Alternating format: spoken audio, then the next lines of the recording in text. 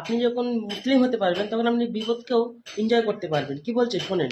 আপনি যখন মুসলিম হতে পারবেন তখন আপনি বিপদকে এনজয় করবেন, আপনার কষ্টকে আপনি এনজয় করবেন।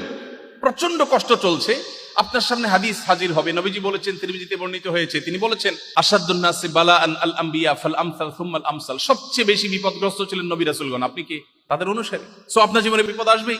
আপনার সামনে আরেকটি হাদিস আসবে, নবীজি সাল্লাল্লাহু আলাইহি ওয়াসাল্লাম বলেছেন ইন্নাল্লাহা ইযা আহাব্বা কওমান ইবতালাহুম। আল্লাহ যখন কোন সম্প্রদায়কে ভালোবাসে তাকে পরীক্ষার মধ্যে ফেলেন, বিপদে ফেলেন। আপনার কাছে বিপদটাও এনজয় করার মতো একটা বিষয় হবে।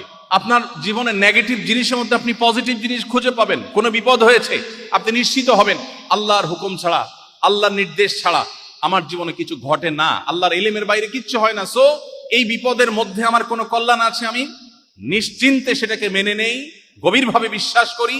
আপনি সেটাকে এনজয় করবেন, ভালো লাগবে। আর ঈমান যদি না থাকে, আপনি জাস্ট বলবেন ও স্যাড, ব্যাস।